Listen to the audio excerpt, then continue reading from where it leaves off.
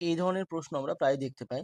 কখনো ছোট থেকে বড়, কখনো বড় থেকে ছোট, আবার সবচেয়ে বড় সংখ্যা, আবার সবচেয়ে ছোট সংখ্যা এভাবে বের করতে বলে।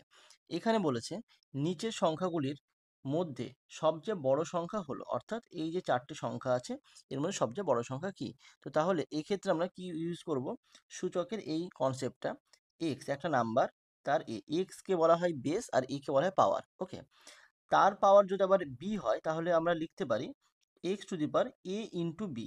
ওকে, আবার এটাকে উল্টোভাবে লিখতে পারি, x to the power a b যদি হয় পাওয়ার, তাহলে এক্স টু দি পাওয়ার এ তারপর বি আমরা লিখতে পারি। ওকে, তাহলে চলো এখানে যে চারখানা সংখ্যা আছে, 3 to the power 50, 4 to the power 40, 5 to the power 30 আর 6 টু দি পাওয়ার 20। ওকে, তো 3 এর পাওয়ার 50 মানে কি?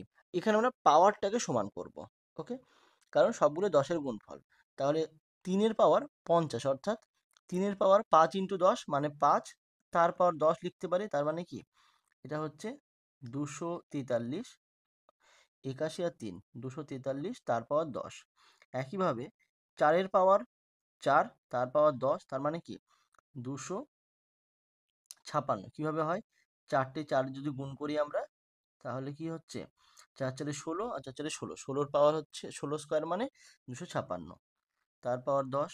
এদিকে 5-এর পাওয়ার 3, তার 10, তার মানে 125-এর পাওয়ার 10। এদিকে 6-এর পাওয়ার 2, তার পাওয়ার 10, তার মানে তাহলে এখানে সবচেয়ে বড় সংখ্যা কোনটা? আমরা দেখতেই পাচ্ছি যার বেসটা সবচেয়ে বেশি, অর্থাৎ 4 টু দি পাওয়ার 40। তো এটাই হচ্ছে অ্যান্সার, অপশান সি হচ্ছে অ্যান্সার। ওকে, তো এই ধরনের কোনো অঙ্কের সমাধান চাইলে তোমরা হোয়াটসঅ্যাপ গ্রুপে অথবা কমেন্ট সেকশনে পোস্ট করতে পারো।